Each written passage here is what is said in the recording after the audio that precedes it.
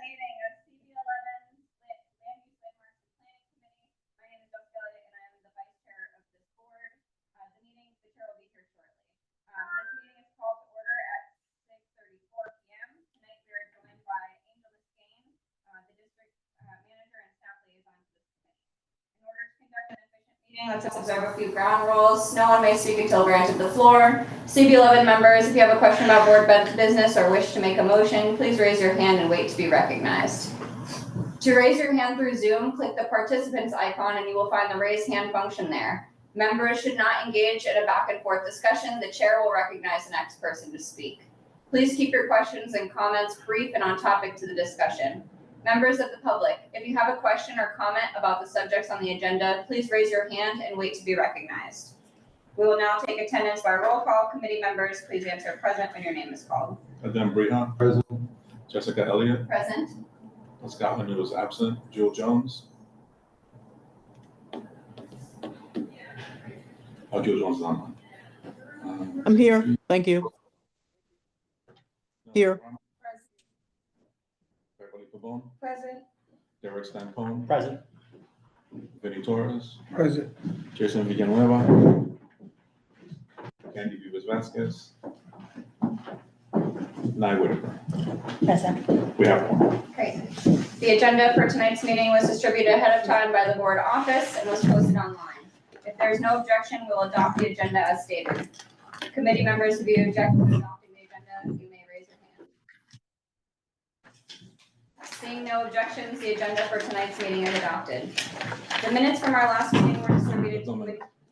No minutes. Announcements. Are there any announcements or informational updates? Yes. Jessica? Thank you for giving me a couple minutes. My name is Jessica Morris. Addressing the committee right now, but on the record. Glad to see so many seasoned faces. It's been a while since I've been to land use. I've been tasked with chairing the CB11 Elections Committee. This fall, we have a biennial election, which will be taking place on November 18th. All board members should have received information about the nomination period in an informational email that went out last Friday. Announcing the nomination period opened on Friday, October 3rd, and will close at adjournment of October full board on October 21st. Most of you are well aware, have been through this before. On the table there's the notice announcement about the nomination period as well as nomination statement forms. The forms, the only acceptable way to submit a nomination, and it can be submitted here in hard copy to either Angel Muscane or a member of the election committee, or can be submitted to cb11elections@gmail.com. Nominations for chairperson, vice chairperson, secretary, and treasurer can be made by any member of the board.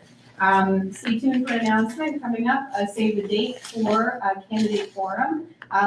The last week in October, we're looking to get that together. Yeah, Vinny, I hope you're nodding your head, expect you to be there. Hopefully there's some refreshments and some other exciting opportunities. There may also be a virtual option to engage in some dialogue about various candidate platforms. So please don't hesitate to reach out to cb11elections@gmail.com on behalf of the committee, which includes myself, John Green, Russell Schuler, Pascal Canu, and Kyoka Jackson. Don't hesitate with any questions, and please pick up a nomination form and consider how we should move forward collectively. Thank you very much. Any questions? Any other announcements or informational updates? I have one announcement, which is that in my other half which is co-chair of the DEI Committee for Urban Land Institute. We're planning an event later this month, October 28th. It's our second annual Equitable Development Summit with a focus on housing. We have a number of incredible speakers, including our very own Angel Muscane as one of our panelists. So we're really excited about that. If you have any questions, please let me know. It's going to be 8:30 in the morning to 11 a.m. on the 28th. All right, moving on to our presentations and discussions. First, we have a presentation and request for a letter of support from the Metropolitan Museum of Art's application to Landmarks Preservation Commission on the proposed South Side Chiller Plant and Public Wayfinding Signage Plan. Please note, if you could please keep your presentation to 10 minutes and leave 5 minutes for questions at the end, that would be excellent. And thank you so much for being here. Thank you. Can you all hear me? Okay, great. Thank you for having us. We will do our best. You know, we always take a while, but we promise we will be quick tonight. It's nice to be with you all. Just to clarify, this presentation is just for wayfinding. We actually do not need to go through the public hearing process for the Southside Chiller Plant project. So we're just going to talk about wayfinding tonight. My name is Brett Guyard. I'm the head of capital projects at the Met. And I'm here tonight with some of my colleagues from the Met, as well as Henry Miller, principal at Beyer Blinder Bell Architects and Planners, who is currently sharing the presentation and will be presenting. And we are here tonight to present our proposed strategy and approach to wayfinding for public signage on the exterior of our Fifth Avenue facade, as well as the interior of the Great Hall. In 2023, we came before you all. I'm not sure if everyone was in the room at that moment, but we were presenting the addition of 4 digital displays in the Great Hall. And at that time, we went through a public hearing process at Landmarks, and we got back that the Great Hall had become visually noisy with signage, and we agreed. So we listened to the feedback and have been working since to establish a proposal for a wayfinding strategy that would allow for a unified and consistent system of signage for our interior and our exterior arrival locations. Henry, we can go to the next slide, please. We talk about this every time we come before you, and it remains true for this project as well. Accessibility for our visitors is critical to the Met's mission. And as you all know, we have many projects underway, including a new fully accessible entrance at 83rd Street, which was approved by Landmarks last year. And we want our visitors to be able to find all of these. So our goal is to continue to welcome millions of visitors each year, but offer clear and consistent wayfinding, entry, exit, and circulation. The signage proposal that we're putting before you tonight aims to establish this clear system that will be adaptable to the museum's needs over time, but also respect the architecture of our landmark exterior and interior of the Great Hall, as well as remove visual clutter throughout. And with that, I'll hand it over to Henry. Thank you, Brett. I'm Henry Miller. I'm a principal at Beyer Blinder Bell Architects, and I will take you through this presentation. I'm going to move quickly. There's a number of slides here, and hopefully we'll touch on all the salient points. As Brett said, it is a landmark building, and we do want to be respectful to the landmark architecture as we design and establish this unified system for signage. So you'll see that as some of the thinking in what we're presenting today. So quickly, the Metropolitan Museum of Art is a landmark, a New York City landmark. It was designated in 1967. You can see the extent of the original landmark here in blue, and then the additions after 1970, mostly by Roche Dinkeloo Architects. The interior of the Great Hall is also a landmark space that was designated in 1977. So any changes we make either to the exterior or the interior do need to adhere to the Landmarks Commission, and we will be going to a public hearing for this proposal. So that's why we're here today, to get your letter of approval, hopefully. The Great Hall is a significant interior space for the city. It's where visitors are welcome to the museum, and it's really the great sorter where visitors come to the museum and then need to decide where they're going to go on their journey further into the museum. And you can see this quote here from Emeritus Curator Morrison Heckscher at the museum. It's really a place where the visitor orients themselves, enters the art museum, and gets ready to really experience everything that the Met has to offer. Looking at so every time we do a project at the Met or any landmark building, we do a deep dive kind of in the history and understand how the space has been used over time. So these are some pictures of the Great Hall over time. You see it was used for art, for a number of different displays. It was renovated in 1970 by Roche Dinkeloo Architects. You can see that middle photo. It's actually from 1992, but that shows the renovated condition in 1970. Different ways that the Great Hall has seen fit to welcome the visitor over time. And I think the telling picture is on the right there. More and more visitors are coming to the museum, so there's more and more pressure on the Great Hall to provide orientation and information when they get there. Similar at the exterior, you can see there's been an evolution of the entrance. This is the main entrance at 82nd Street. A smaller staircase was replaced with a larger staircase as part of that 1970 renovation. You can see that on the right, and that was to relieve crowding, to welcome the visitor into the museum, and that's something today that we want to understand and respond to with the new signage. The idea of a power of threes, or there being this repeating idea or motif of threes, is a design concept we picked up on. There are three entrances. There's the main 82nd Street entrance, there's an 81st Street entrance, and the new 83rd Street entrance, which Landmarks has approved and will be going into construction soon to open in 2027.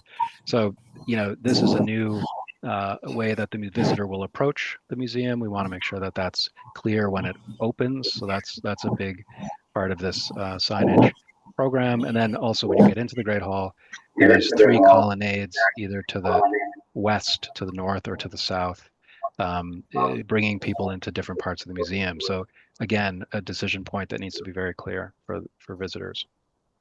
The experience for visitors has changed over time, and the Met has been, I think, simplifying and trying to clarify the visitors, approach to the galleries over time. You can see there were ticketing desks originally blocking those colonnades. There's a picture there on the left from 2012. Those have been removed. Ticketing kiosks have been removed as technology has evolved. They've become redundant and obsolete.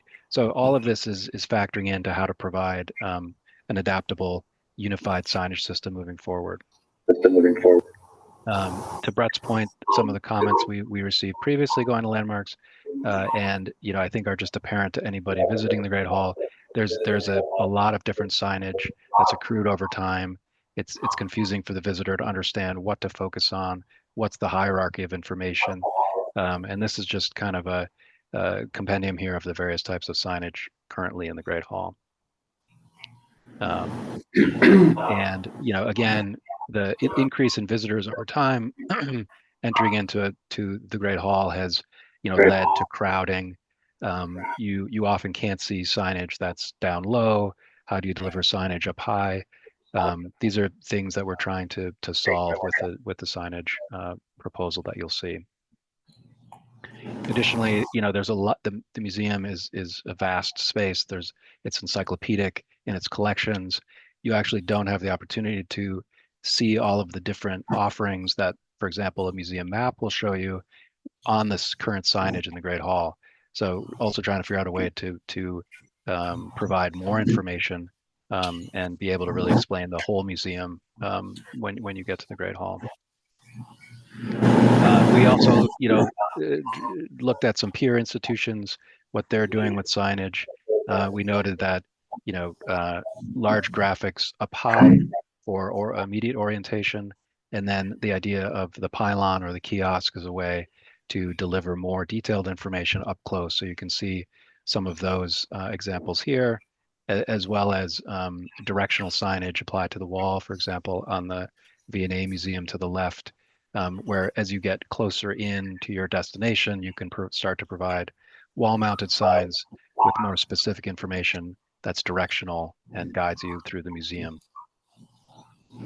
Just quickly touching on, I think the point about there being a lot of different types of visitors at the museum, and we want to be able to respond to each of their needs. There may be somebody who's an art lover who goes to the museum consistently, knows exactly what to find, but they may want to know what special exhibition is on, which special exhibition gallery it's in, versus a tourist who may have never been to the museum and really just wants to understand very quickly, how to get to the Egyptian collection, something like that. So the signage system needs to be able to respond to a number of different visitor needs. So all that being said, I think starting to figure out how to design the project, we set up the elevation of the historic architecture and really mapped bands of information zones onto that. So you can see that the red zone is really the highest zone. You'll see that from furthest away. And then as you get closer, you get into some of the lower zones, the blue and the yellow, which is where you might have more specific or detailed information delivered to you. Also drawing from some of the historic materials in the museum, there's a palette that's been established by limestone, terrazzo flooring, things like that. So because it's a landmark, we want to respond to that with a lot of consideration.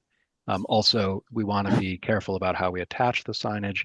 It is all stone surfaces for the most part.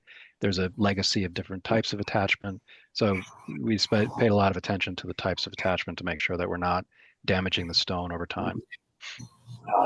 So this is the existing signage plan. This is a diagram to help you understand what's currently there. You'll see a lot of signage kind of around the colonnades, causing some clumping and confusion for visitors as they approach those key, the three key kind of sorting zones in the Great Hall. This is that same diagram now in plan, so you can really see the clumping of signage around the colonnades. And this is our proposal, and we'll go into this a little bit in more detail on various elevations, but the idea is to really just wipe away a lot of that clutter, provide a lot of information on the pylons and the information desk directory, which are highlighted there in yellow, outlined in yellow, and then improve the banners, which are the red signs that you see from a distance, and we'll see those as we go through.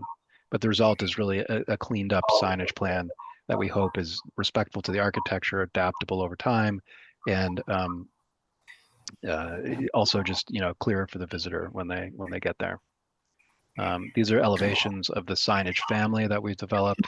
You'll see the information desk on the left. That's really where you get your maps. People are there to give you information, but we're supplementing that with a touch screen. People can do a deep dive into the map there. If they speak languages that are not provided on the maps or with the visitors, they can get information there in real time. That will be fully accessible.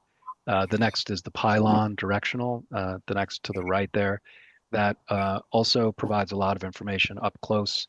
We're looking at providing a digital screen in that pylon that would have static information that would cycle through. Maybe you could see, what's on view at any point in time.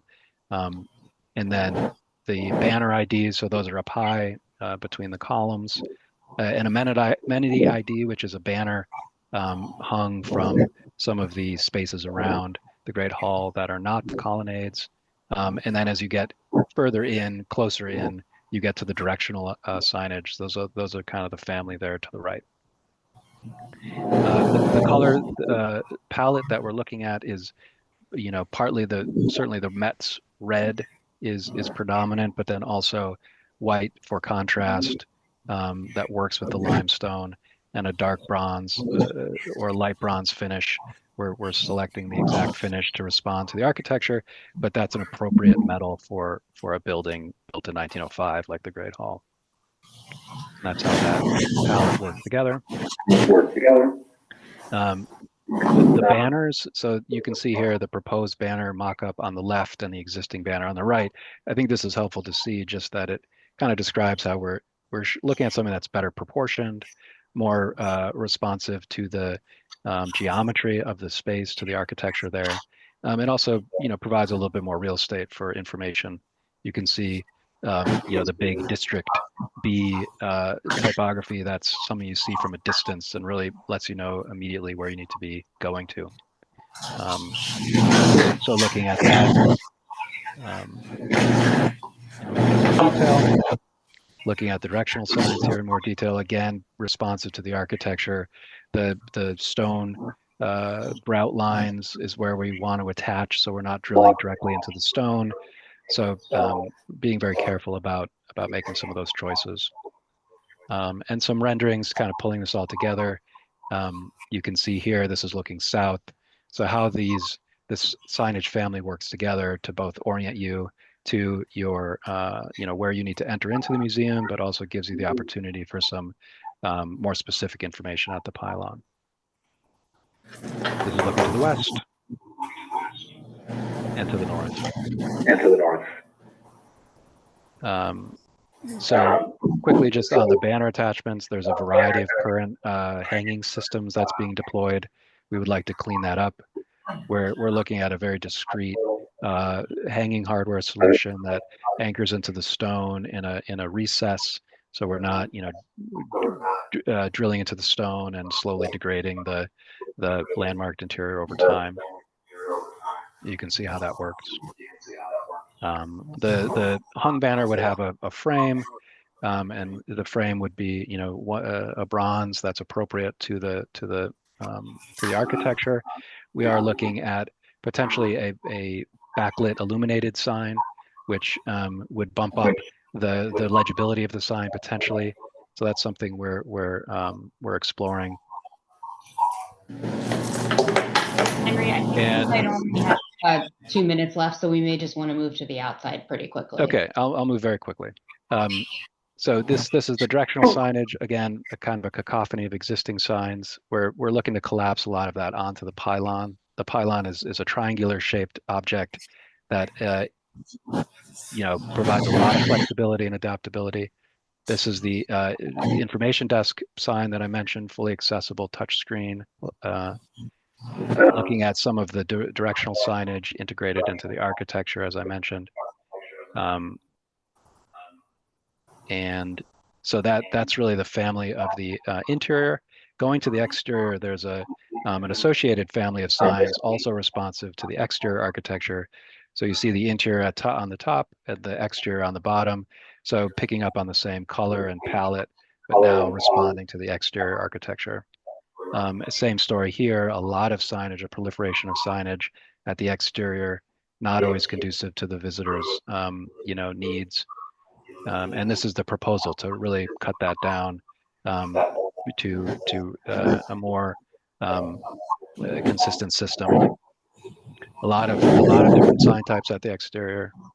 Again, we mapped the bands on the exterior as we did in the interior with a similar rationale there as far as how we provide information.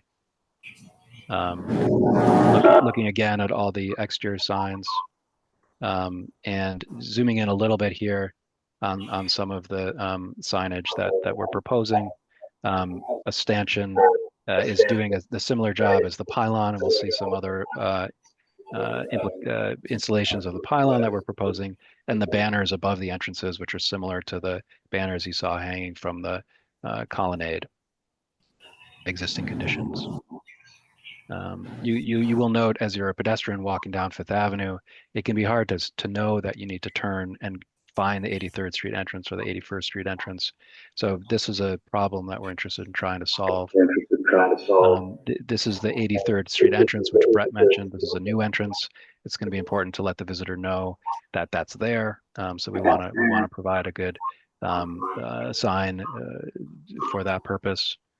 And picking up again on that, you see the red band up top that lets you know you're at the Met, and then closer down a pylon, more at the human scale to deliver more specific directional information. This is 83rd Street. This is 81st Street. Looking at 82nd Street, a similar hierarchy.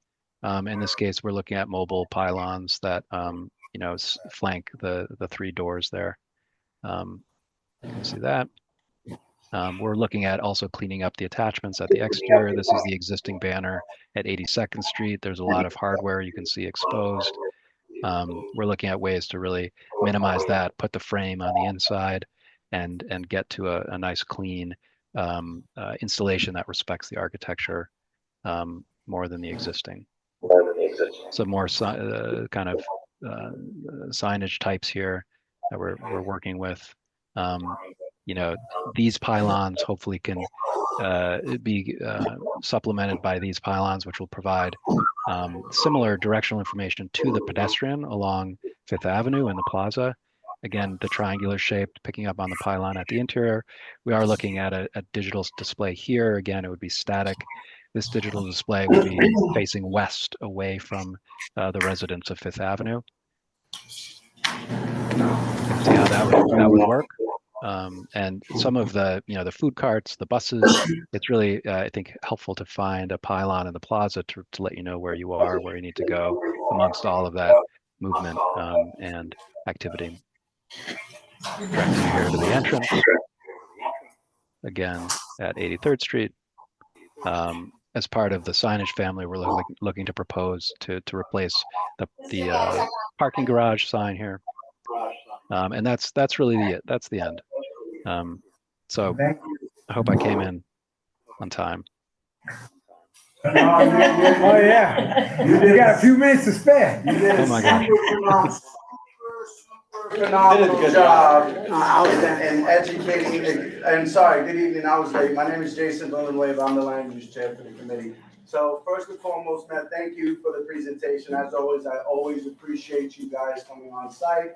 I think you have excellent presentations. On our end as a community board, you know, we're very favorable of what's going on in that property, and we already reviewed the extensive modifications and alterations for the chiller project. So I think the rehabilitation of signage is the least of our concerns as a board, but we'll continue to work with the Met as it relates to MWBE participation and workforce participation, which is pretty much outside of this discussion. But that said, I don't really think there's a large range of conversation with it, but if there's some questions for probably some of the new members, you can ask a question. I have like 4 questions, but Ask really your 4 fast. questions, Thank and you. then we're gonna push to making a motion, so I know, we can continue. Sorry, I was like, we're running out of time for questions. Yeah. Hey, everybody, thank you so much. Just a couple of quick questions. First is I didn't hear a conversation about how this new signage would meet the needs of those who might be visually or hearing impaired that are coming to visit the museum. And so if you could just talk really briefly about that. And then just really what I find when I visit there is all the people, right? As we mentioned, and really the people being in the way, which is great. It's a good problem to solve for, of us seeing. And so also if you could talk a little bit more about human directionals, because I find what's really important is having a person, especially for those of us who live here, who want to bypass all the tourists to get to the exhibits, is being able to have a person that you can say, I just want to go see Superfine and I don't really care about anything else.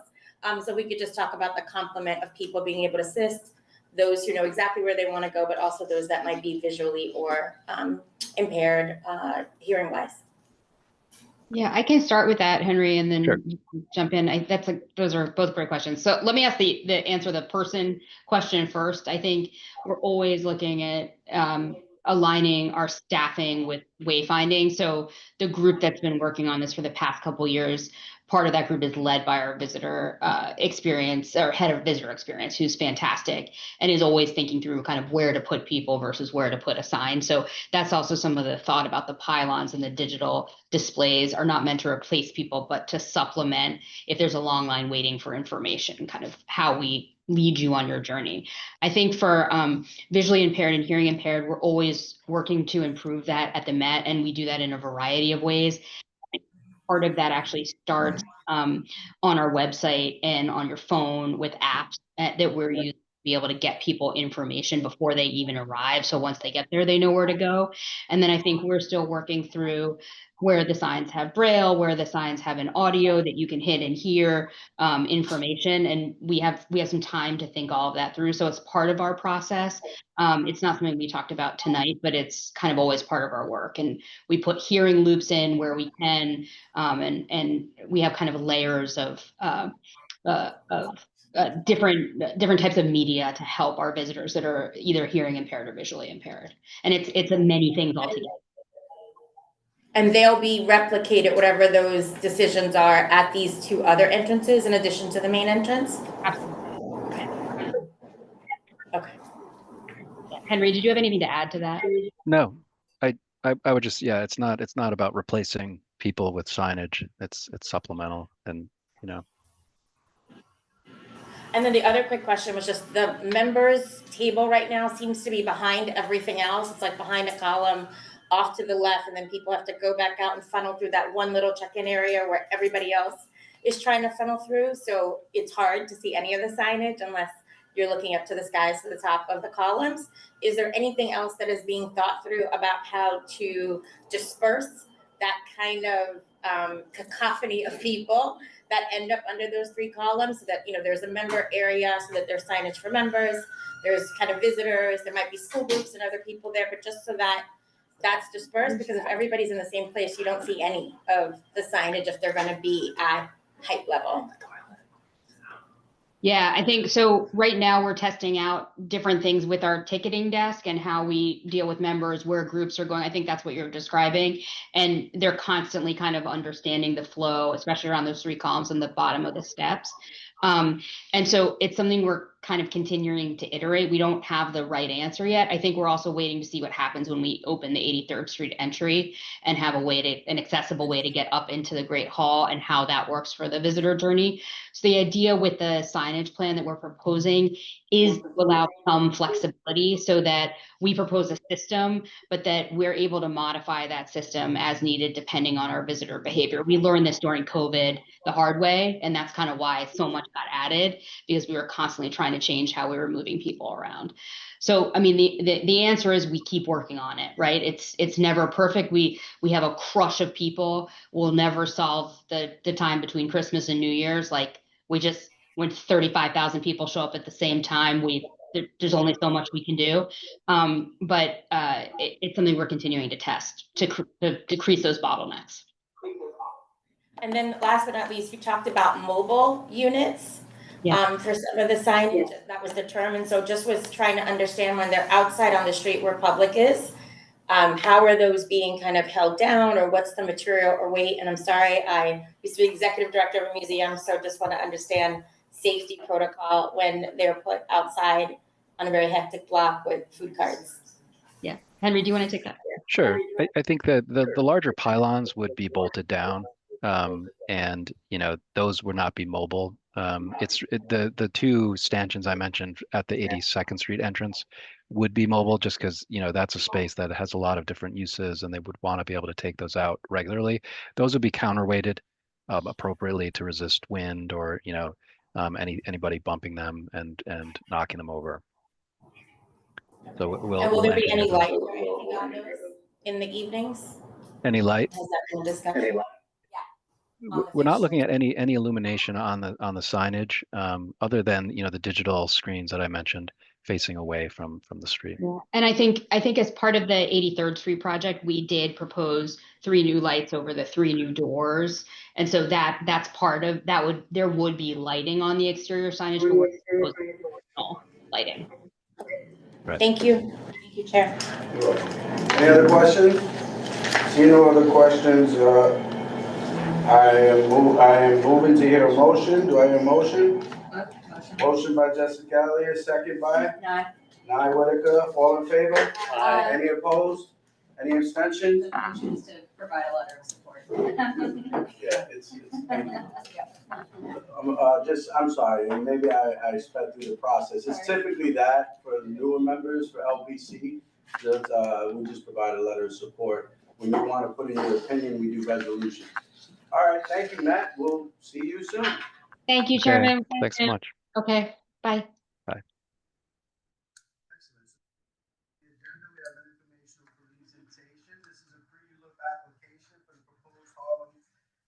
Tennis and Education Program Facility.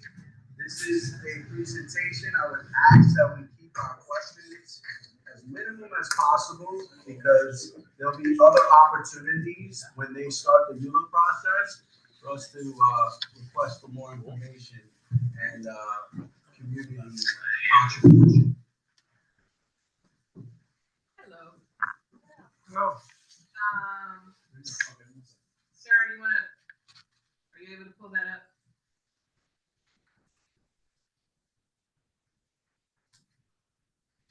While she's pulling that up, good evening, everyone. I am Katrina Adams. I'm the Executive Director of the Harlem Junior Tennis and Education Program.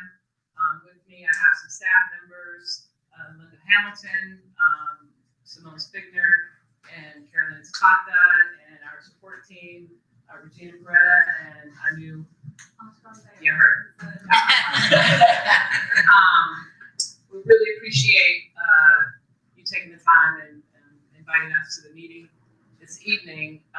We are a youth tennis and education program at the Armory on 143rd Street.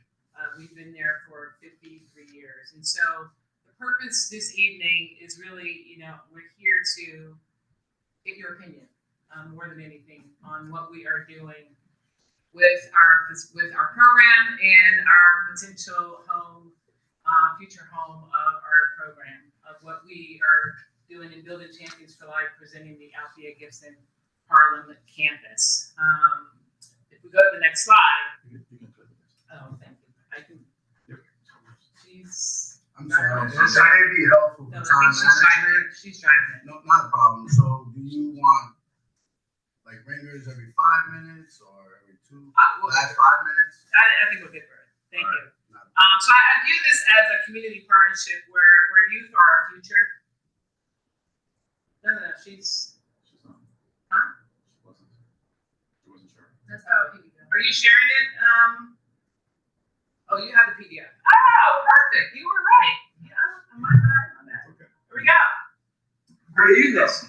There we go. So, this is a turning point where each week our families are eager to join our program, and we're turning away hundreds a year of students, and we have over 500 kids on our waiting list, and I think it's important that we are looking to build and grow our program year over year, and we want to be able to add about 2,400 students, we think, by building a new home for our kids. And we feel that we can add 2,400 students if we can build this facility. And so our legacy goes back to 1972, where it was founded by 2 Harlem residents and by tennis enthusiasts Claude Cargill and Bill Brown at the local 369th Regiment Army on 143rd Street. And since then, we've served more than 25,000 youth. Building Champions in Life. And today, our Learning Resource Center offers a range of services from academics, tutoring, to college preparation, while our wellness programs are growing. And we like to say we're fighting tennis against obesity, and that's really for children. We know how important that is in our society today and supporting the whole child. And so our services are tennis education, wellness, and school programs. So tennis, it's about really putting rackets in the kids' hands ages 5 to 18. Our education program, we are really preparing them for college and beyond. We make sure that we are tracking what they're doing from kindergarten all the way through high school is college readiness, and making sure that they are ready beyond that. For our wellness programs, it's not just about their fitness, but it's about their mind, body, and soul. We're making sure that we are preparing them in every way that they can be for life. In our school programs, because we can only serve 175 youth inside the Armory, we don't have the space to control to be able to support more than that. We're actually going out into the schools and we're expanding. We've grown tremendously over the last couple of years. And so we're only able to support them with the tennis. We're using the school system with their PE. As you know, New York City does not have PE anymore. So we're using their gyms, we're taking tennis to them. But with a larger facility, we can be able to bring those kids into the facility and also provide the education component as well. So our mission is to develop champions in tennis education and wellness, and that's what we continue to do daily, and we want to be able to do that going forward. We have our proven success by the numbers, and this is what we have been able to do. We really focus on the education side of things. Our kids don't have the grades, they're not getting on the court. And you better believe our education people are tapping the kids on the court if they're not getting their work done, and they have to come up to the academic center to make sure they're getting their work done. But in the last few years, we've been able to, our kids are earning more than $1 million worth of scholarships annually with the scholarships they're offered from all the schools collectively. 95% plus of our seniors are graduating from high school. This is historically 80% matriculate to college, 65% of them are getting the academic scholarship support, and then 25% are actually earning college scholarships. A lot of these are going to HBCU schools, but they're going to more. So our kids are going from anywhere to Ivy League schools all the way down to the community colleges. And this is very important. This is what our sport does. We're teaching them the life skills and beyond to make sure through our sport of tennis.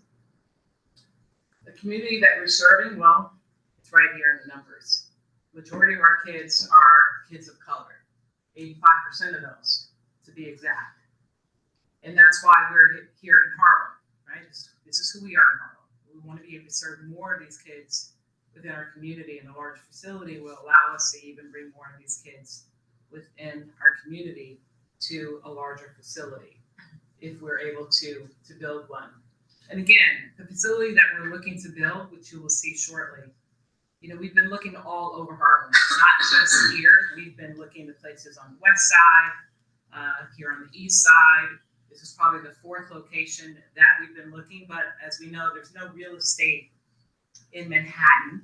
There's no real estate in Harlem. So to find the footprint that we need to build such a facility, it's not just about our education or our offices, it's about the courts and the offices and the classrooms and everything that we really need to be successful. And so that's why we're looking at the footprint that we are today. The challenge is our impact is capped, and that's why we need a large facility with limited court access where we are now. We're at the Armory. We're not leaving the Armory. This is talking about expansion is where we are. This has been our home for 53 years. It will be our home. We're not leaving. It's been a great space for us. The kids are walking there. They're right off the number 3. They're off the bus line. They're right off the Harlem River Drive.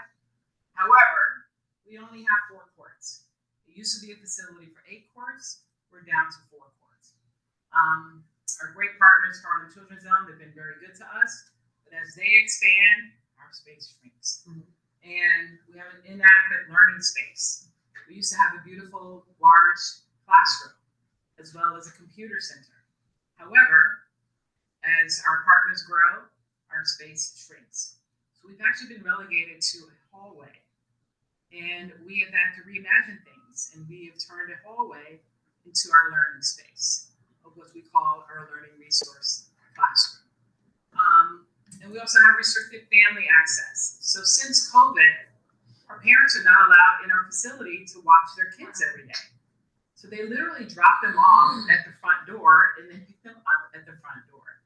And our sport is a sport where we really need parental interaction. Our parents need to see their kids train, talk to the coaches, talk to the administrators to understand what they need to do to support their kids, because we're trying to develop champions. They need to compete. They need to play in tournaments. So if you as a parent are not able to watch your child train, see how they interact, see how they're focusing, talk to the coaches on a daily basis, how are you going to know how they are competing once they start playing in tournaments? And so we have what we call parent observation days. So once we were allowed to have that, probably 3 years after COVID, it was every 6 weeks. Now it's every 5 weeks. So hopefully we'll be able to get that down over time. But we really need to be able to have the parents come in and out, even so that we can talk to them on the sideline when they're watching, etc. So as you saw in the beginning, we wanted to name this, board approval we received to potentially name this the Althea Gibson Harlem campus. Why? She grew up in Harlem. This is where she actually started to play tennis. She is a 7-time Grand Slam champion. She won the U.S. Nationals twice. She won Wimbledon twice. She won the French Nationals in singles, but she has 11 Grand Slam titles overall. And she deserves to have a landmark in Harlem, of all places. She was the first Black player to win these titles. And so this is a great way to be able to name something after such a great woman. And I'm a former professional tennis player. I played on the tour for 12 years. I have my own titles, and I'd say that I walk in her footsteps. I was able to get a sculpture erected at the U.S. Open after her. I'm a past president of the USTA. And so to be able to name something after her would be the biggest honor as well for me. But this was something of a board decision. So as we move forward, this is what our vision would look like. So you have it on the screen there, but I also have it here as well. I have less slides there. I will flip it shortly for those that are on Zoom. But this would be kind of an aerial view for you in the room. This would be off of the FDR. Again, this is a vision because this is the space that we need. It's not locked in stone. This is just our vision. And I'll explain why we feel this is the area in a minute. This is an aerial view. This is the rooftop view for you to understand what this is. This is an indoor and outdoor facility for us. It'll be the only indoor-outdoor space in Harlem or in Manhattan, actually. This is a split level, so this will be the indoor courts here. This is the rooftop of what you see there. I'll flip it in a minute for those of you that are on Zoom. This area down here is actually the support building. It's 3 stories, so I'll show you what it will entail in a second. I don't want to get too far ahead of those that are on Zoom. There we go, the split level that I'm just showing you here in the room. So this would be the world-class facility, featuring 8 indoor and 6 outdoor courts. Would also have what we call your 6 pickleball courts, red ball courts. So the red ball courts are for your beginner tennis players. The upper right would be kind of a workout area and a sitting area as well.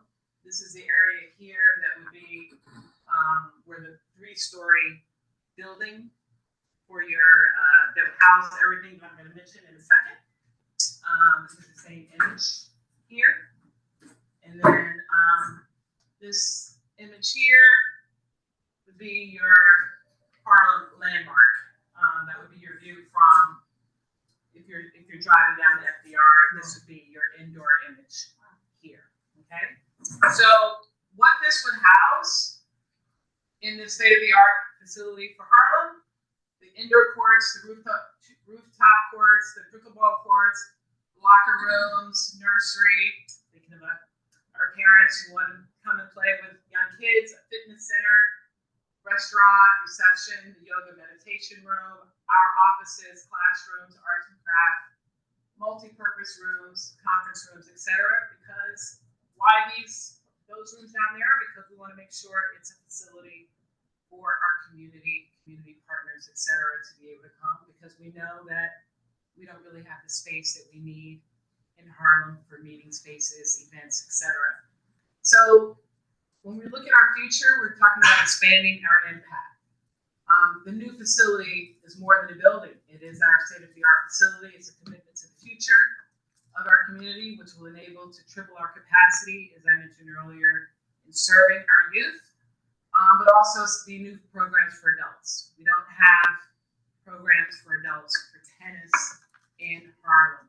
The Armory has community tennis for minimal hours of the day, but not enough adults really know about it because they don't advertise it, they don't promote it.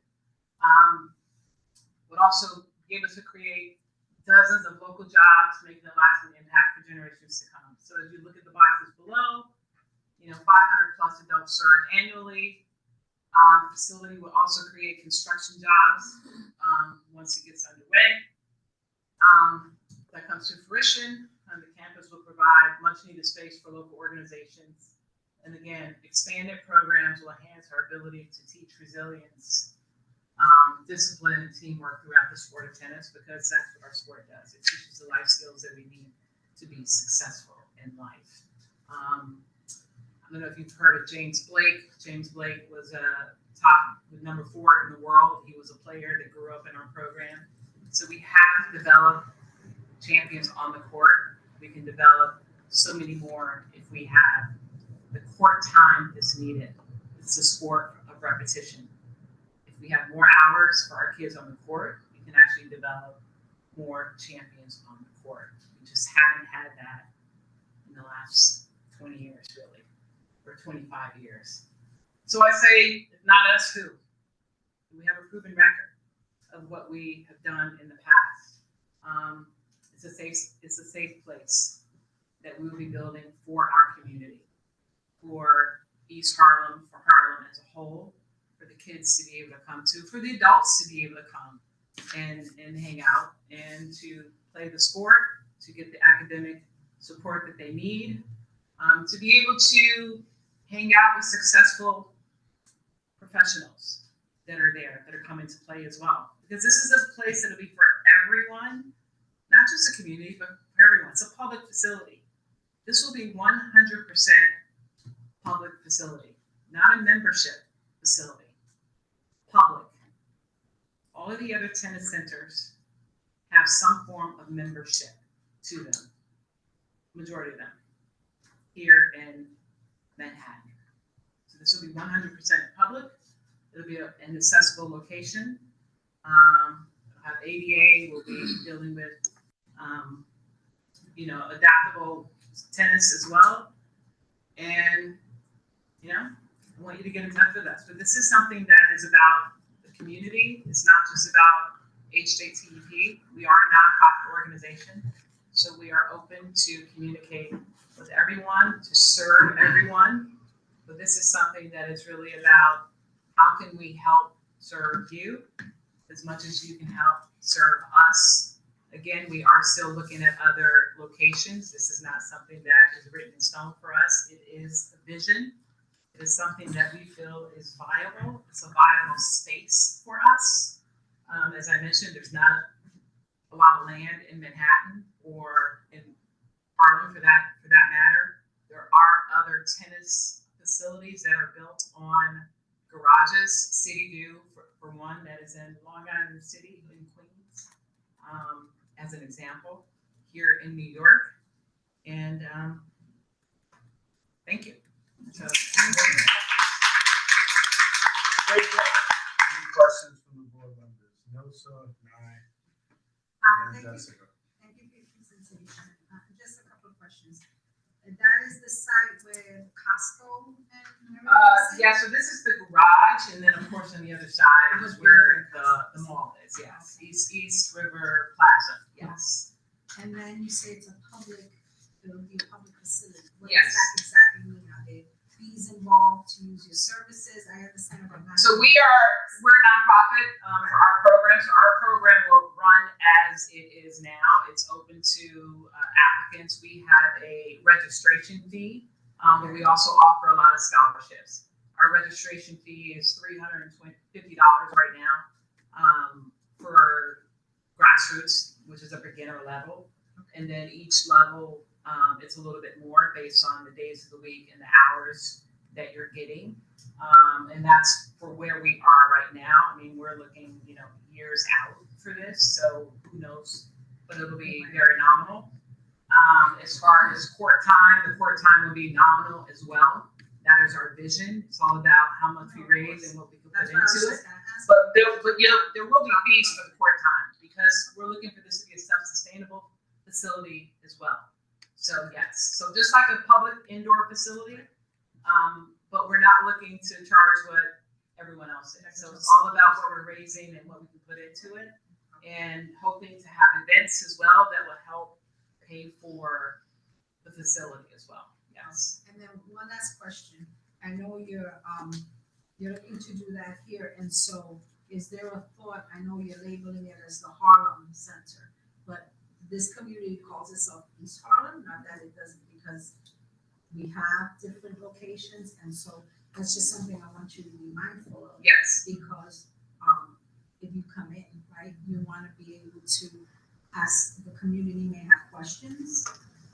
Yes, You know, they want to know that they're actually identified. absolutely. We're open to embracing the community. So again, it's a placeholder. At the end of the day, if somebody wants to donate everything to pay for it, we have naming right opportunities as well for the facility. So this is the name that we would like to put on it, but if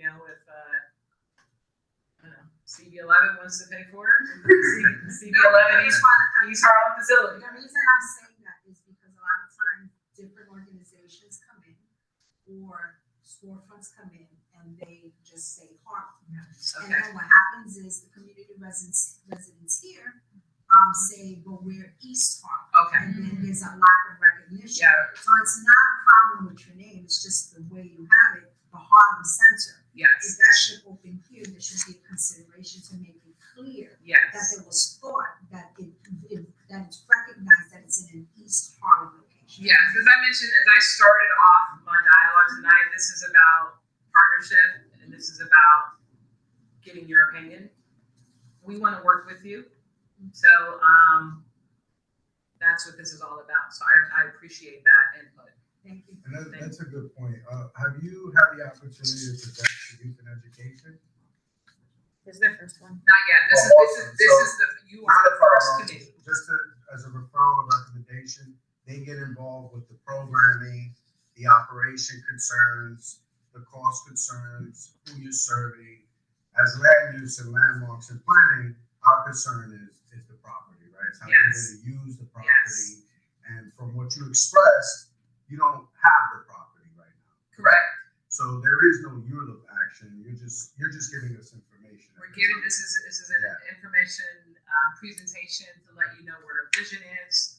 We are going through all of that process right now on getting the property, if you will, as we are looking at other properties. So we have actually, we're going through that process. So my point was just clarity for the group. Yes. So then that way we stay succinct into the conversation relevant to ULIP. Nye and then Jessica. Thank you. I just had a question. First of all, just thank you. I'm all excited. I'm sorry.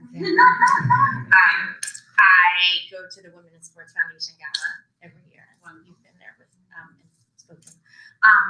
My question was just timing. So I know that you're looking at lots of other places, and so as a mom, concerned about like where the timing is, and will your program continue to run while you're doing this process so that there's no interruption in the flow of services to the young people? And then when you do it, like what's the timing from when you do, acquire whatever property you want to use to when you open? What do you foresee that window looking like? Yeah, so our program at the Army will continue even beyond whatever we build in the future. So again, as I mentioned, this is an expansion. It's not in lieu of. So we will keep our site where we are because we want to make sure that it's still convenient for those that we're serving in that community. We're trying to grow the program, right? So we're still serving the number of students that we're serving there, and this will be in addition to. So this is part of our strategic vision 2030. So we're hoping to be in a new location by then. Okay. So that's our goal. Thank you. Yes. Elliot. Thank you so much for your presentation. Thank you again for being here in person. It really makes a world of difference to be here in space together, and we really appreciate your time and patience. I had two quick questions. One was just, you mentioned red ball and pickle. I know red ball is for younger kids learning. No, it's for everybody. Red ball is for adults too. Okay, for anyone to learn how to play. Thank you for correcting me. I'm curious just because I also, in my career, I also do courts and studies, and there's been a lot of, evolving tennis programs over the year from like pickleball, padel. What's the vision for flexibility and adaptability over time with how the sport changes? So the adaptability is that we're calling it red ball because what is youth is really 36-foot courts, which we have at Howard Bennett Park. Red ball is now adapted to 40-foot courts, which is a pickleball court. So the USTA is now calling it red ball court so that adults feel comfortable with the red ball, which is still a beginner level, but it's a longer court. So that's the adaptable part for us. Not pickleball fan, but everyone has played it. It's a racket sport, and so we need to embrace it because again, we're looking for a self-sustaining facility. It does sell people. It's a recreation sport, and we know it's a social sport. So if you saw the layout, the way that we have it here, it's a great opportunity. But there's also a little social space over here. So if we're having tournaments and people are hanging out in between their matches, it's a great opportunity. Yeah, I'm just getting into my second question, trying to understand the use of this space. In conversations with the owner of the site, I guess, I guess you mentioned there were other projects and precedents of tennis courts on top of a parking garage. What does that mean structurally? Does that mean that the parking garage has the structural capacity to handle this addition on top? And then just like conceptually, what would happen to this program in addition to the building if Costco and the plaza were to go away, for example? What would happen? What was the last question? What would happen to your facility on top of the garage if for some reason the Costco and the shopping center were to go away at some point? That would be an owner's question, not for us. I mean, I visited the site earlier in the year, with the owner at that time, just as we were looking at space. I know it as a parking garage that's underutilized, and so that they never really use the top two levels. That's why it was appealing for them at that time and for us to say, hey, this is a viable space. And that's all I really know. I know that the Target was gone and that spot was gone. Yeah, but just to help the conversation, those are all tenants, right? So, but you're meeting directly with the property owner. Yeah, I met them and presented, and that was it. Okay. So I don't know anything else about. And you haven't hired a design team yet, right? No, this is just an architect. Because we don't have an agreement or anything. This is, again, I met. It's a space.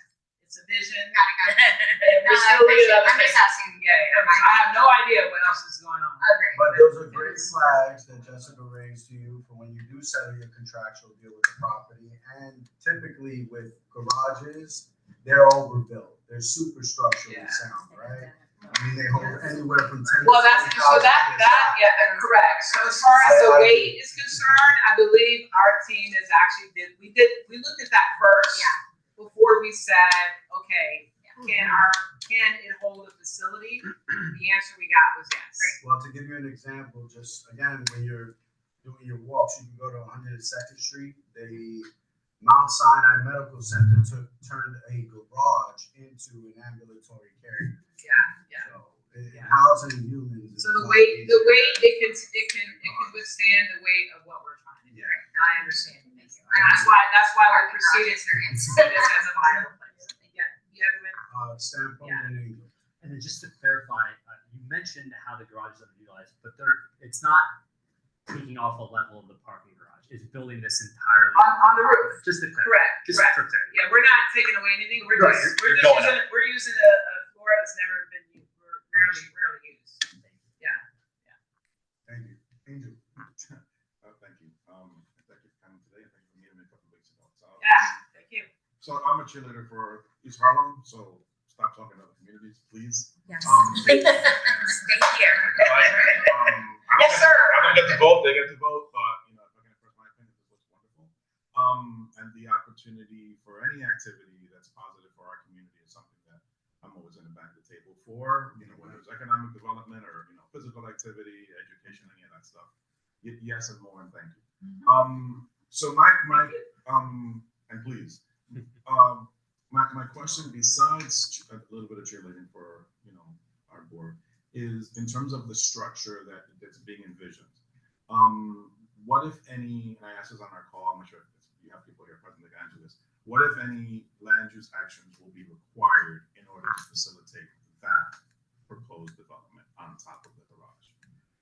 And that's probably a question for your land use person, if they're here. Yeah, they're not here, but I think I'd be curious to know that. What would be the ask? I think it's just a process of, as far as I did speak to, I do have an attorney that's kind of trying to go through this process.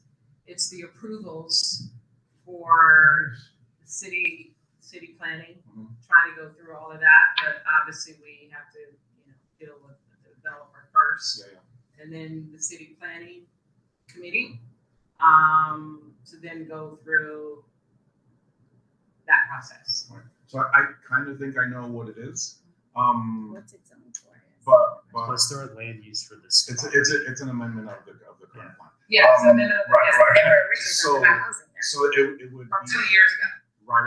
So it would be good for this committee at some point, as soon as you're able to, kind of pin it down, to know exactly what that ask is. Because if there is an amendment that then requires a review by the board at some point, it's good that they know that. Okay, and I can send that to you. Yeah. Once I get that in place, I will be happy to forward that to you. Yeah, and you can delete all the other emails. Just write to us. There you go. One other follow-up question: what kind of courts will they be? Because I know there's three and there's two. Yeah, it's the most sustainable. We don't have to For maintenance. Yeah, for maintenance and sun and all Weather. that. Yes. Thank you. I'm sorry, because I'm blind. So where would be the entrance? Because I know that how So, the garage goes. Yeah, can you? If I see, it'd be better for me to go back here. No, it's going one forward. So one more. Split level. Okay, so the entrance would be indoors. Okay. So the way that the architect has it is you kind of come in through a stairwell into the building over here, and there will be like a reception area on the inside. So there's already a stairwell in the garage area. They would come up through the stairwell or elevator inside a building, check in, or maybe check in over here, and then kind of come inside. Yeah, and use their existing elevators. Yes. And then they could come inside and then come over into what we call the support building, which is where the locker rooms and the reception and restaurant and everything would be. But there also would be, once they come inside, there would be like some lounge areas inside. So it would be secure. So once you come up into the building, you're actually entering the building. Okay. Yeah. And there would be a security area there. That's the way that they had explained it. Oh, here we go. It's probably a better. Here we go. This is it. You come inside, there's a reception area there. And this is inside the building. So once you're in, this is indoors. So, and then you're inside and you can come over into the actual support building where all of the other amenities, if you will, would be. So they envision all of that, and then they have extra stairwells for exits that they actually have to incorporate a couple extra exit stairwells down, which will go down into the parking lot. Right. Which is easy they know what they do. So, yes. That's a good. But this side already has the built-in stairwells from the mall side, the elevators and the entrances. But they would secure it, they would actually come into the building. That's awesome. Yeah, that's awesome. All right, so now we've got this one secured. You got my number? You got me now? Let me know when you're Before we move on, just to close, we recommend that you get a letter of support from Youth and Education for your programming and services. At your next presentation, advise us your outreach to East Harlem residents. Advise us to your plan for local hiring guidelines. You probably already got it. It's on our website. And then finally, well, there's one more, local MWB subcontracting and contracting. And the final piece, which was brought up by our DM about your ULIP, just try to be as specific as possible with your ULIP acts. The more we're aware of it, that we love when community developers come to us ahead of time, because it gives us the opportunity to opine, to give you some of the opinions you've heard here, but more importantly, to advocate for what our constituents expect from our local partners. So, And we appreciate that. Again, I thank you for your time. I thought it was important to come to you to let you know what our vision is, and to get your opinions, because this is the first step for us. And we want to, again, you're partners in this, as we are starting this journey. So we appreciate your time. So thank you. Good luck. Good luck. Can't try to be biased.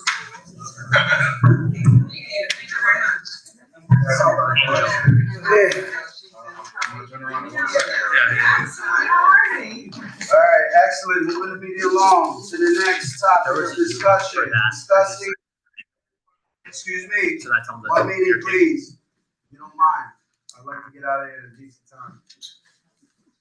Discussion to finalize committee goals for the 2025-2026 meeting session. We discussed last month pretty much how to focus on planning for 2026, and we utilized the points of agreement as a starting point for that discussion. We gave some light homework as to if any committee members would go back and look at how they would like to start addressing planning for the upcoming session. So floor is open.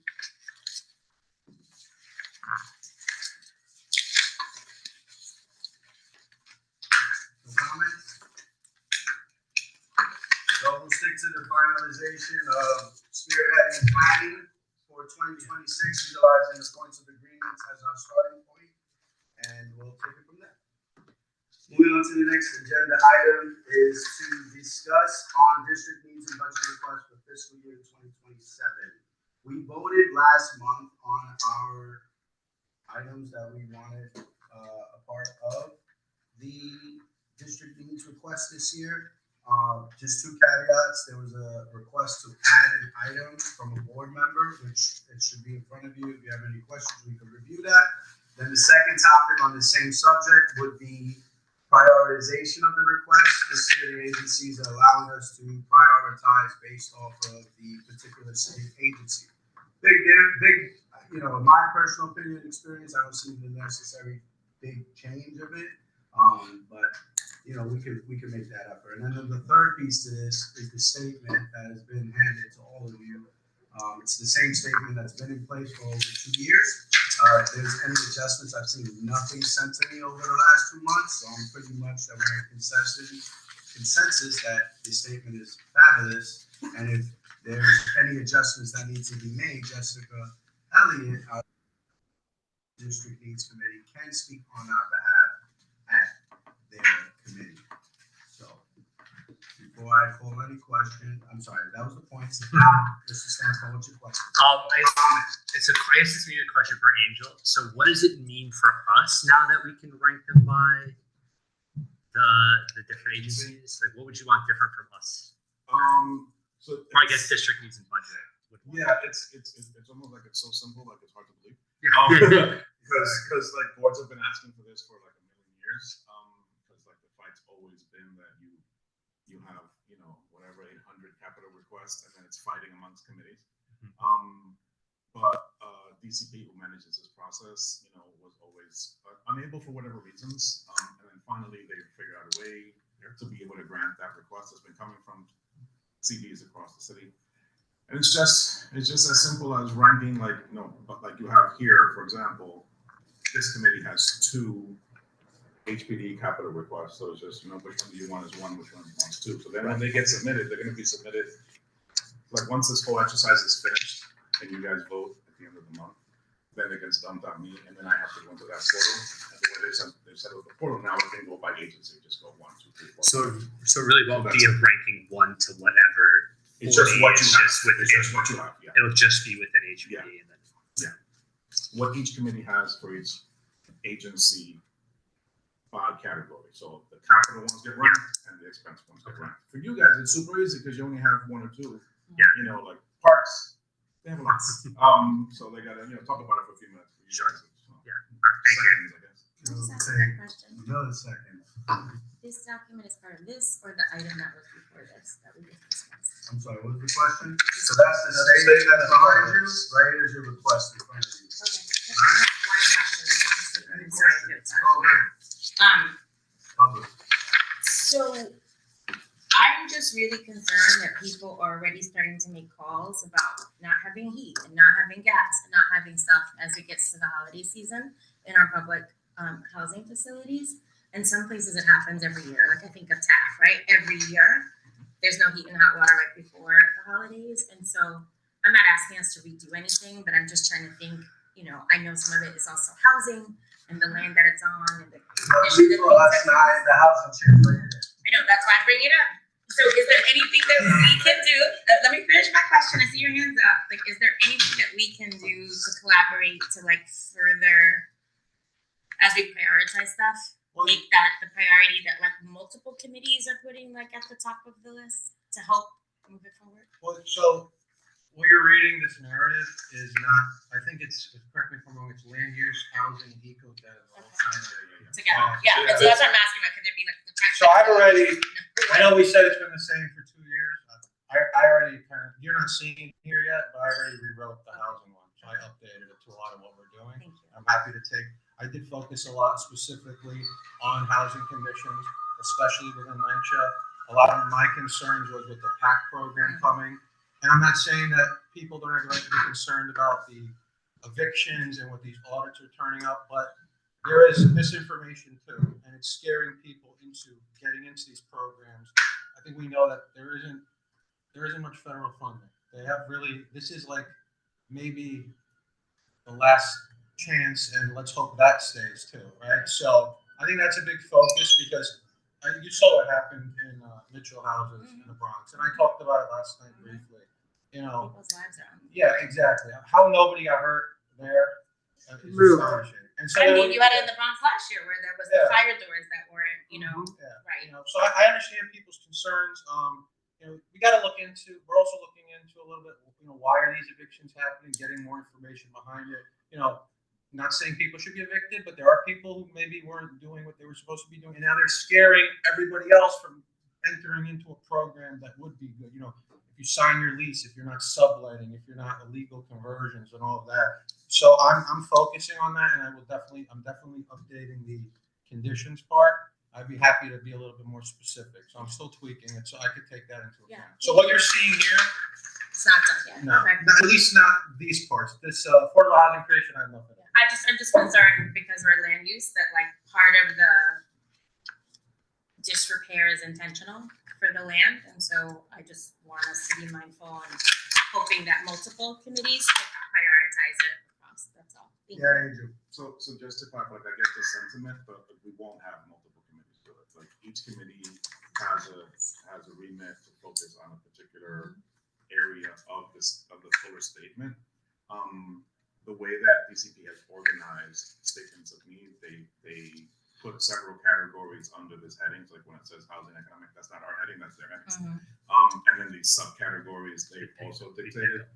But within those subcategories, the ones that apply to a certain committee, that committee is given the responsibility for dealing with that. And dealing with that, they're also receiving. So when you're, for example, here at land use and you're sharing something about public housing, for example, then who does housing is hearing that, and then he can take it back and reflect that input there. But it shouldn't be coming from multiple committees because then it confuses the process, right? So if a DEM is writing something at housing for public housing, and then land use is revising what he just wrote, and then public safety is revising, it gets confused. We have to be organized in the way that we deal with the project.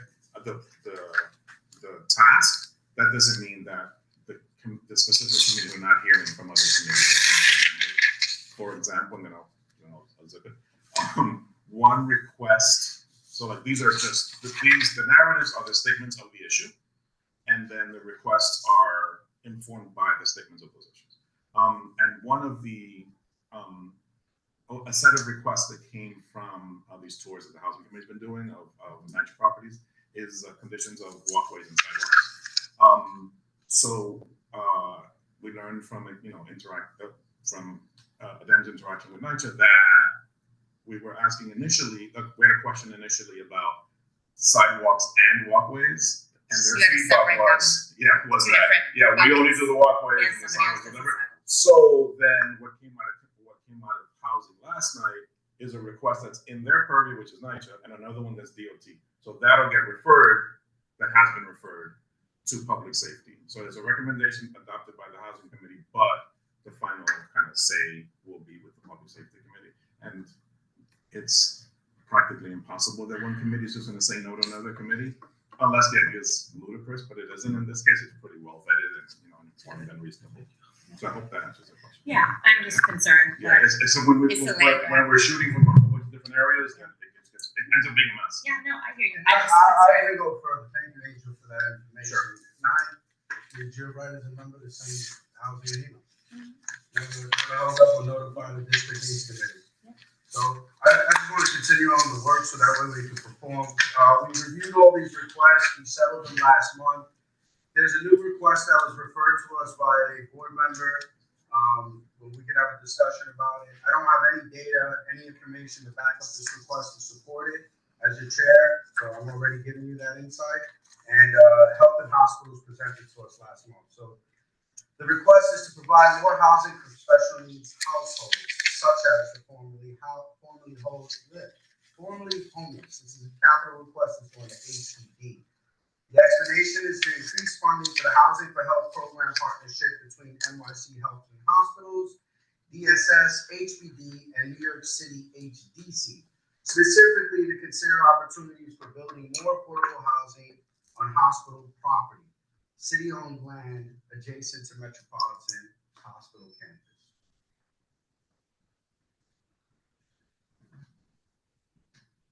So does that's your cue, right? Is there an interest to support this request?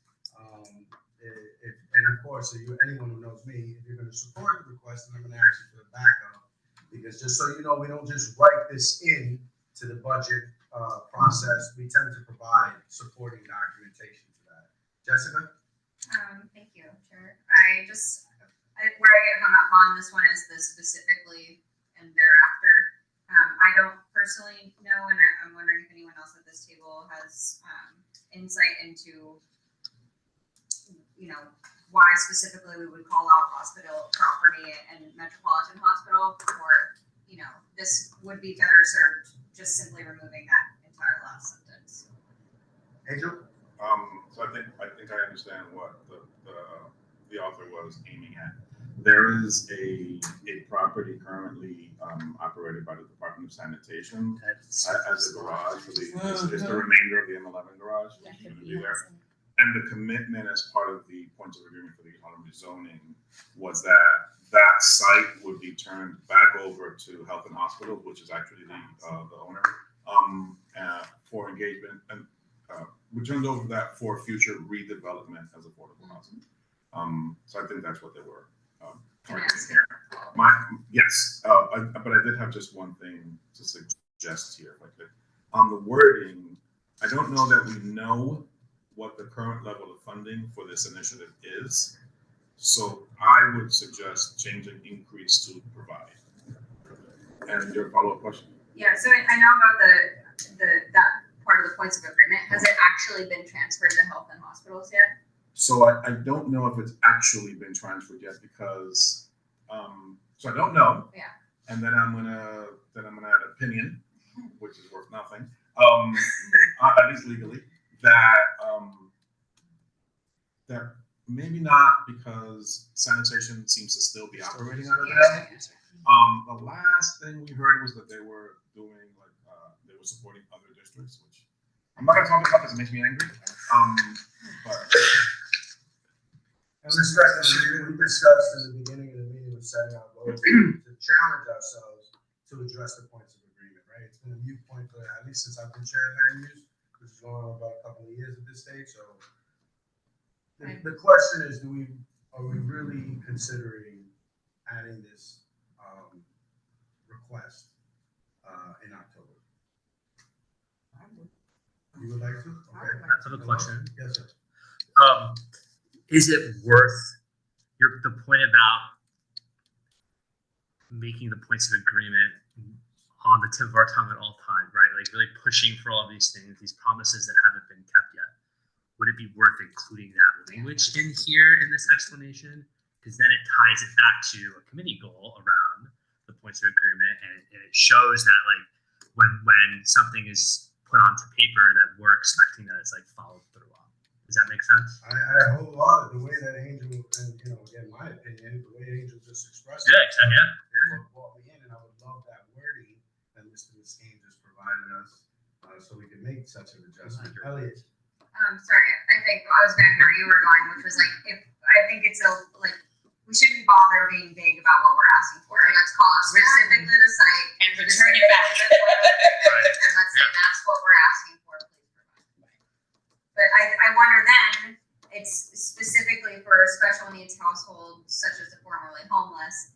And, I don't know, for me, it seems, maybe it doesn't need to be so specific under that category, and just affordable housing generally, including those parts and pieces. If there's any thoughts on that? Yeah, I'll interject and then open the floor. Because we've been hearing the outcry, right, from the community. We're hearing a lot of concerns about this term oversaturation. So yeah, I don't disagree. That's the rhetoric of the board at this stage. It doesn't take away from anyone taking a stance and supporting any people group, regardless of opinion. Yes, Andy. So, I think I'm going to answer Justice's question. So, the Housing for Health Initiative program is specifically to address chronic health issues for homeless individuals that cannot be treated without stable housing. But if I'm hearing your point, that we could, target the, redeveloping that site, like providing funding to redevelop that as housing without necessarily including the Housing for Health, like limiting ourselves necessarily to that. Or just, can we just say returning it to, because you said it has to be returned, right? And we don't know. We're asking for money, right? Like, so it's a money request. So there's a site that has to be redeveloped, funding has to be allocated. What this is suggesting is like, there's this program that Health and Hospitals is already involved with, and perhaps this is a way to apply that, is what this suggestion is saying. How I'm hearing Justin, and correct me if I'm wrong, is that we don't necessarily have to pursue that route to fund housing there to serve that population. So if that kind of question kind of is up to y'all, like, which way do you want to go? And do you want to go with that now, or do you want to think about it a little longer? And I do think in agreement with the outcry of additional, we want affordable housing. I think we want to get away from, and how do I say this sensitively? We don't want to just specific certain people groups, right? So I think in making this request without knowing the full detail and the extent of, for lack of a better word, the funding mechanisms, there's nothing to take away from tying. I really do appreciate the logic of tying it back to the rezoning, to the points of agreement, and requesting that site, I don't know if the proper term is transfer or just hold to the POA, and that the board, because our number one issue always in this district is just housing in general, right? Housing in general, let alone affordable. So I'm not the expert on how to necessarily probably change this category, and that's where I'll defer to Mr. Muscane. I don't know about all the deferring stuff, but thank you, very sweet. One thing to consider is that this site is for lack of a very juicy development site. Upper East Harlem. So you could Lower East Harlem. Lower Yorkville. Upper East. Lower York. So it's very likely that's a big development. So can this program, does this program match such a big development, a potential development? Right. But yeah, like my thought on the room is I think this is a clever idea, and I appreciate the suggestion. I have a little pause. Perhaps I think we need a little bit more time to wrap our heads more around this thing, like for some we're essentially hearing about it. think about it and then weigh it against the potential for that site. Like, I think I was talking with George James a while ago, and he's like, this could be a massive development. So I just think it's less likely. It's like we heard the MTA project. It's like 600 whatever, and we were like, oh, fully affordable. There's no way that the numbers work, unless like somebody just very rich decides to contribute much money. So like working within what the current limitations of the realities of development are. Would this program match with such a big thing? Right. Or maybe it could be a part. That's why I'm thinking like maybe we need to think about it a little more. Maybe this is a great idea to like prioritize, like put a pin in it and prioritize learning more, and then coming back to it once we have a fleshed out idea. Which we could do next year. Right. Or hell, we could do it next month or the month after, and then just add it to the statement next year. But it could be a position or a recommendation. Frankly, that was just the last thing that I'll be quiet. Yeah. Frankly, that commitment has been in limbo since 17. And there's been conversation about, oh yeah, we're gonna talk about it, we're gonna talk about it. And I imagine everybody's well intentioned, but we haven't talked about it yet. So like it wouldn't hurt for us to kind of like, okay, we thought about it and here's our idea, and we can inform the conversation from that point instead of waiting for a conversation to happen that we don't know when it will happen. We should drive it, especially with all the changes about to happen in 30 days. See, we should drive is a lot more succinct than what I was saying. So, yes. So my question, based on what you said, because the points of agreement keeps getting ignored by the city and does certain things have happened, but this site itself is a blight. It's still in that area. Does it make sense to flesh it out as we're talking about, to put it in next year's? Or does it make sense to mention something here, even if it's not fully fleshed out, to remind the city that we remember that this is something that was promised to us? And because people could switch, and some of those people may not be there. Can I provide some advisement? In our experience, the agency will respond that this isn't a request.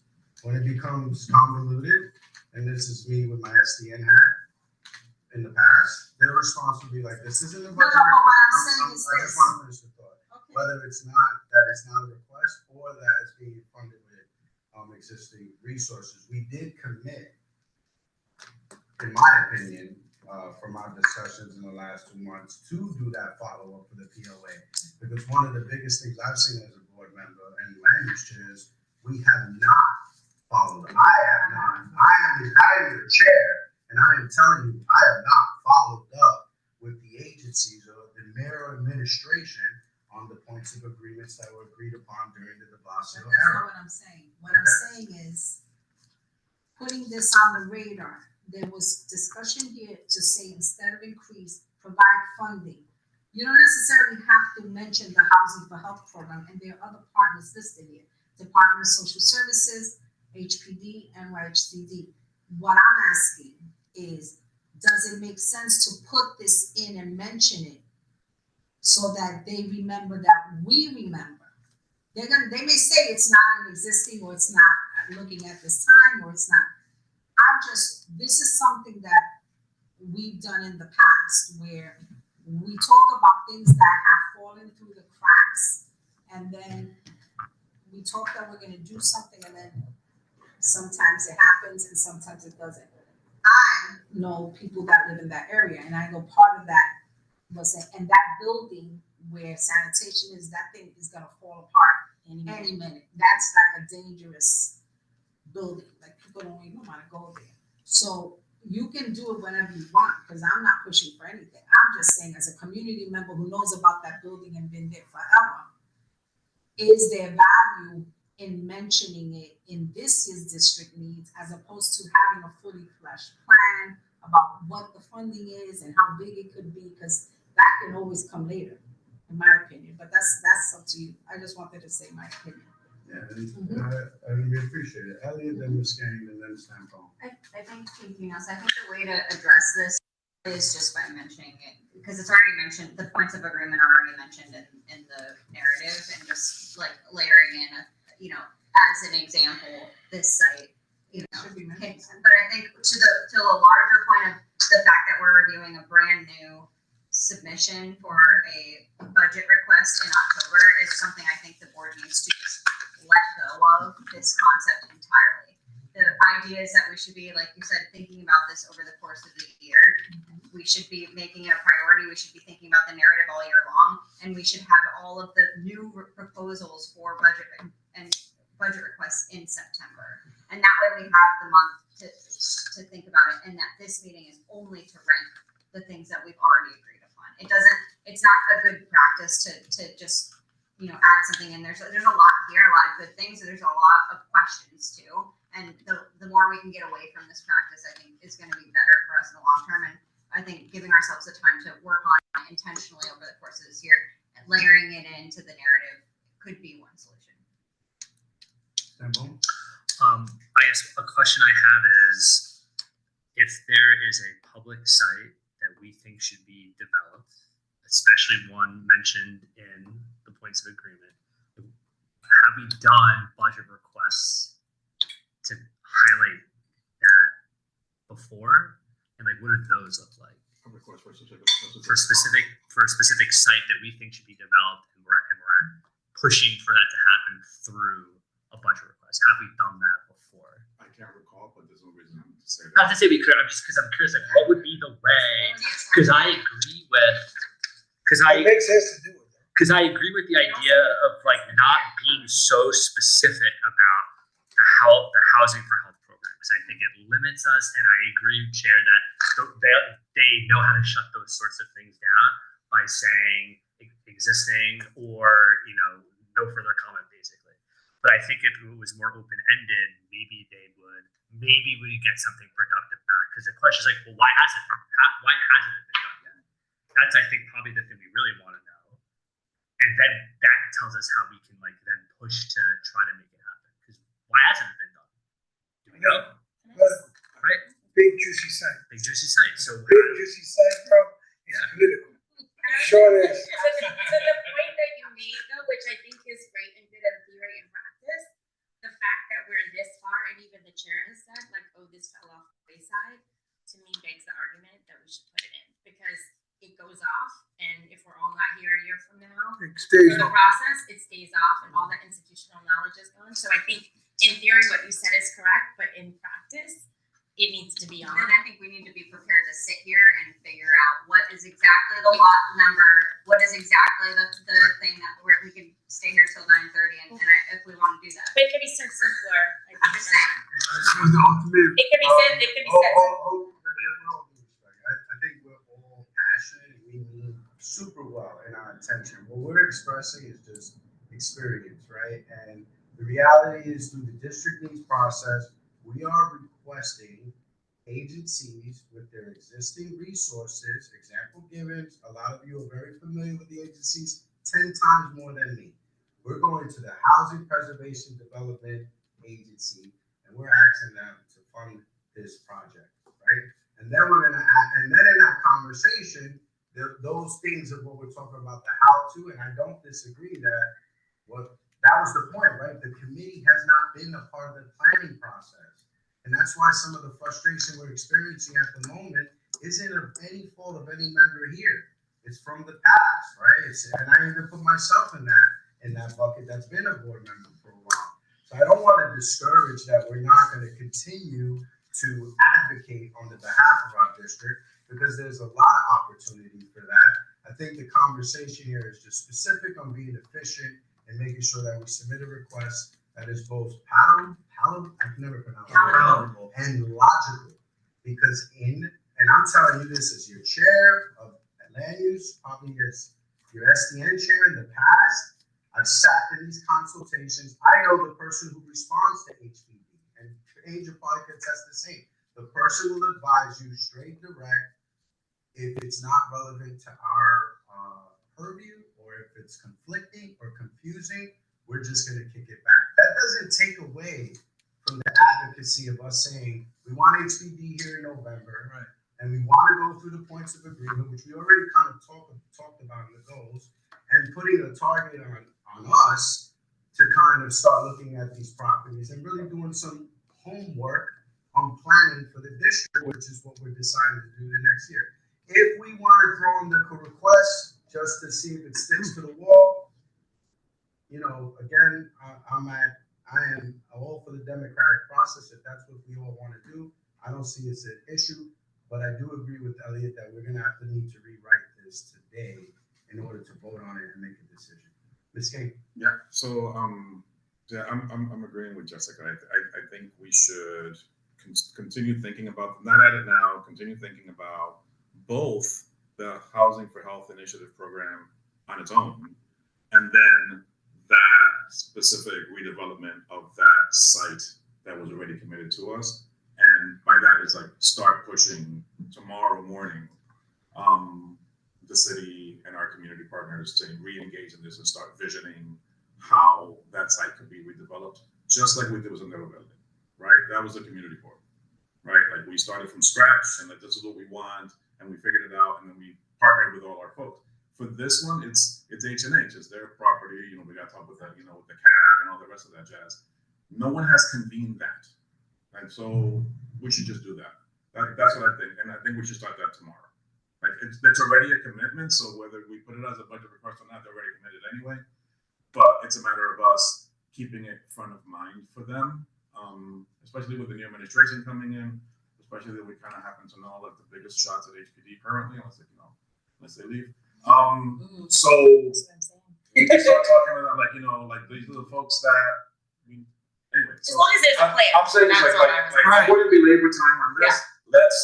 Let's study up on that program, and let's study up on putting together that group that's going to inform the redevelopment of that site. Like put the idea ahead of everybody else before somebody comes and says, yeah, we're gonna have a pink building, and it's I was gonna say we're like, no, it's gonna be all these other things.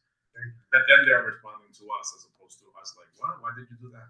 And to reinforce, right, just so that we don't feel like our voices are lost. Again, the process for the district needs, we have these budget requests. A lot of these requests are recurring, right?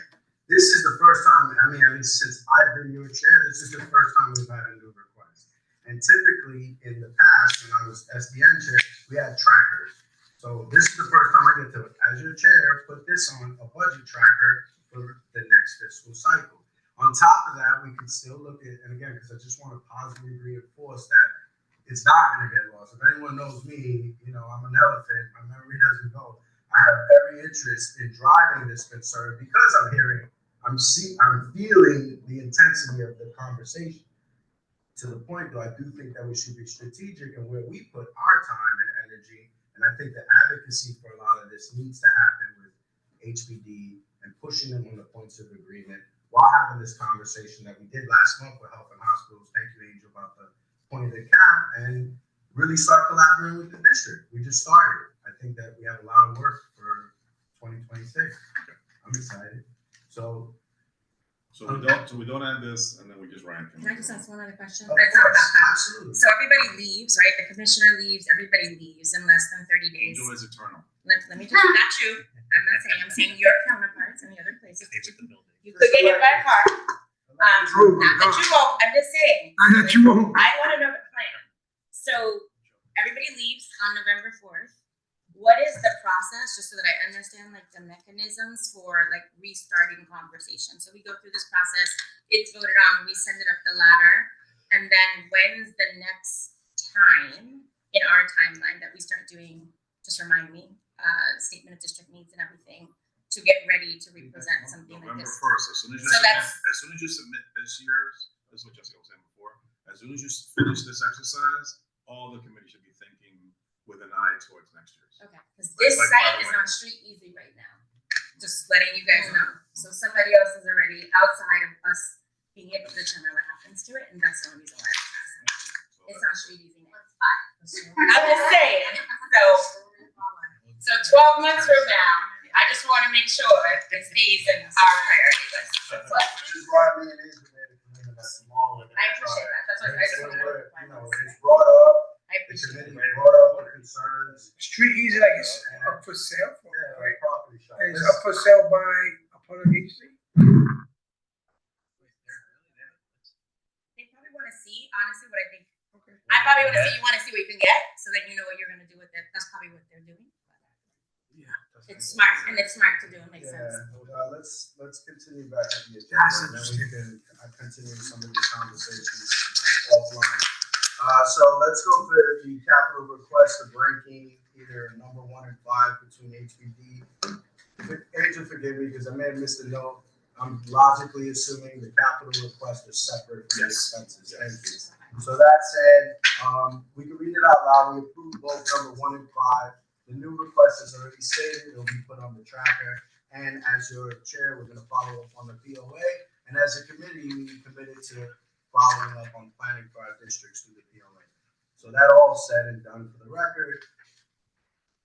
Number 1 is provide more housing for extremely low and low income households. Number 2 is provide more housing for seniors. So since this is, I think we should just keep it simple, right? I don't know if the right word is ranked choice voting. So if you are in favor for number 1 to stay number 1, would you raise your hand? Are we just doing high, medium, and low? No, 1, 2. Okay, 1 and 2. That's it. There was they didn't say priority. They said numerical order. Hold on. What's the majority? How many people's hands up for this one? All right. So number 1 is going to stay as provide more housing for extremely low and low income households, and we're going to keep number 2. Even though it says 5 here, that's not our issue. That's district needs issue to figure that out. Number 2 for land use will be provide more housing for seniors. Are we in agreement with that? Yes. Okay. This process, we already voted on it. I don't necessarily think we need to take a vote. We vote on the ranked choice voting. Number 6 seems to be by itself. Am I reading it wrong? All right, excellent. That was super difficult, guys. I think we had more conversation about the new request than anything. All right, that being said, is there any questions, comments, concerns relevant for the meeting? Any more announcements? So can I just say, because it's amusing to me, Of course. that this committee had 2, maybe 3 requests and spent all that time talking about it, and then we're going to hear from people that we rushed things. Like, that's hilarious. Like, you guys actually talked about it. I'm saying like generally. Like criticism that you guys are always rushing. I'm like, oh, really? We just spent 40 minutes talking about it. Getting it from both ends. That just made me laugh. 26 minutes. Great meeting. She has a question. Yes, Beverly. Thank you, Chair. What's going on with the project for the school site on 96th? Are we gonna discuss that for 2026? Yes, that is, I'm sorry, so she's talking about the ECF project with Co-op Tech. It's dead. I mean, that's as simple as it is. From what I understand, there's no money for the job, right? And Avalon, the developer, pulled out, so that project is on hold. That being said, I've already, it could be hold, it doesn't exist anymore. The question really is to reach out to ECF, see to get them back.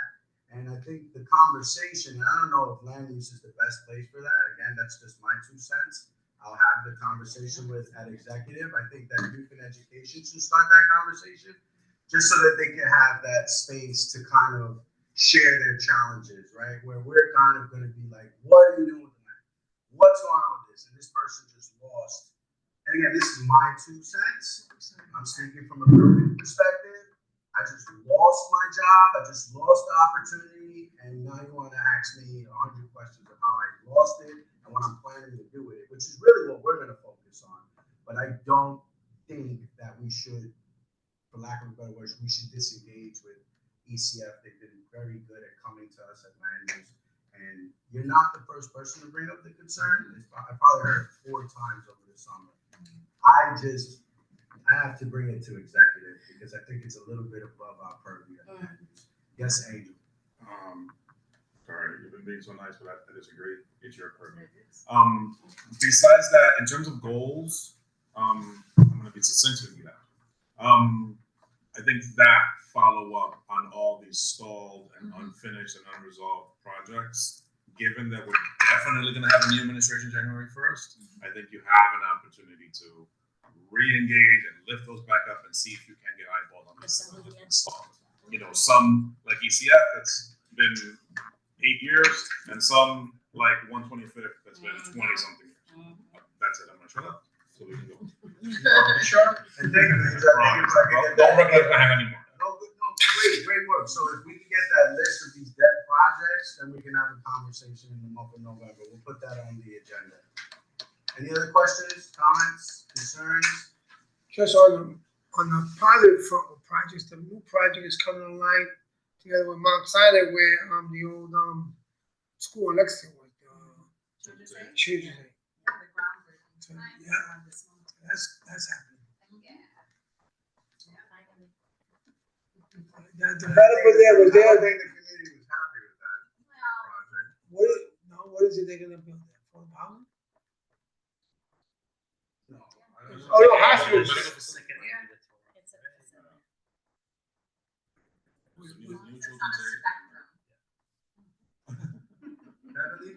Yes, for the coming up election, and they having these, 6, things they want us to vote on. The ballot Proposals, how's that gonna, we're gonna talk about how that might affect us, I don't know. I cannot tell you how to vote. No, I mean, in the future for what type of work that we do here in land use. I think we can wait, if you don't mind, until after I think and see what George passes. gave us a Yeah. position and he had some back recommendations. in. I would take that information and make sure you do what you need to do with the ballot. That's as far as I can go bipartisan. So depending on how, if it gets voted up or down, then we can always have George come back and talk to us about if there's a shift in what we do. We shouldn't worry about it till we have to worry about it. Yeah. Because it's gonna be crazy. But you're aware of this, so notify the constituents. And you because got your they're gonna card, check right? that box. So I have one of those cards that Diana Ayala was giving out at the last meeting. Awesome. All right, any other comments, questions, concerns? That being said, we're adjourning the meeting at 8:26 after roll call from Mr. I think you saved that one. Del Marino present. Jessica Elliott. Pascal is absent. Jewel Jones. Here. Nelson Rama. Beverly Pavon. Present. Derek Stampone. Present. Vinny Tambone. Present.